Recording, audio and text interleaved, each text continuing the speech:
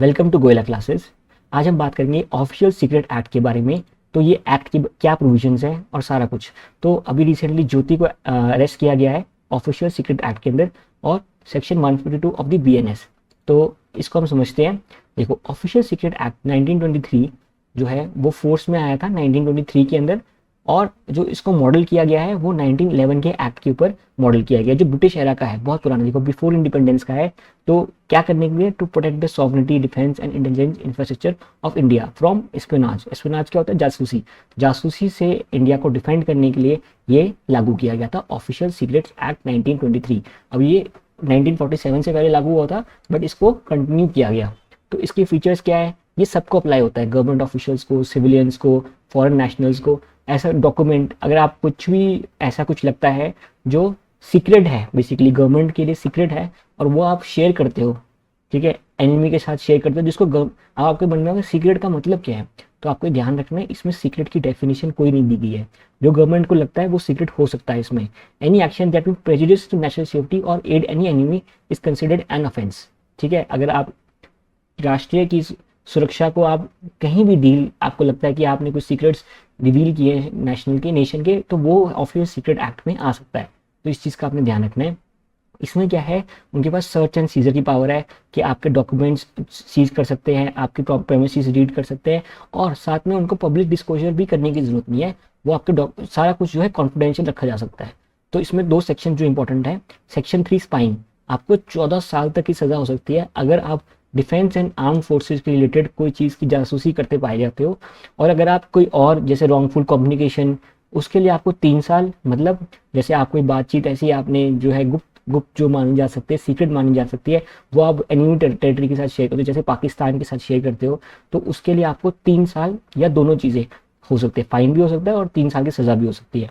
तो आपको ये भी याद रखना है कि इसमें ऐसा नहीं है कि आपको ये आप ये कह सकते हो कि हमें पता नहीं था, हमने गलती से कर दिया। तो दोनों चीज इसमें वो माना जाएगा कि आपको जानबूझ के आपने किया है, राइट। एंड दोनों बंदे जिन्होंने, जिसको दिए किया है इंफॉर्मेशन, सीक्रेट इंफॉर्मेशन, और जो इंफॉर्मेशन प्रोवाइड कर रहा है, दोनों को सजा के प्रावधान है इसमें।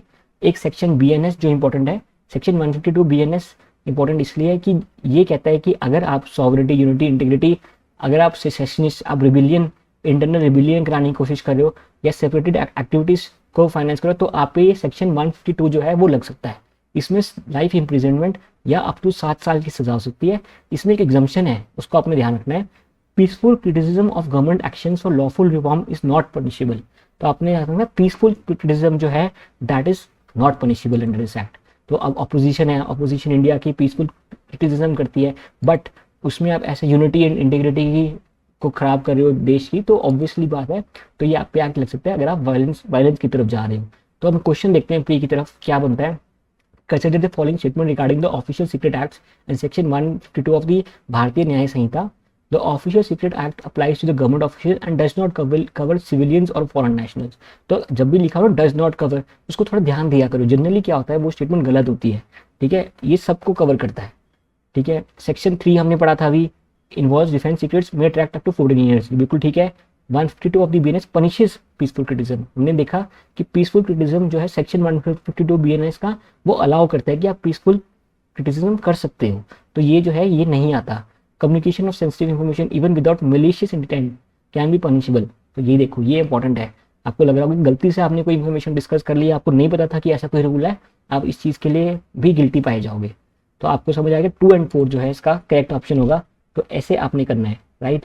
आप इसको प्रॉपर्ली करेंगे तो आपको जरूर आएगा। वो आपको मज़ा आया होगा। नीचे हमारा व्हाट्सएप नंबर दिया गया है, आप हमें व्हाट्सएप कर सकते हैं और हम आपकी तैयारी में आपकी हेल्प करेंगे, राइट। ये हमारे टॉपर्स हैं जो हम थ्रू आउट द ईयर्स उनसे पढ़े हैं और टॉप किया है उन्होंने सिविल सर्विसेज में। थैंक यू, होप आपको मज़ा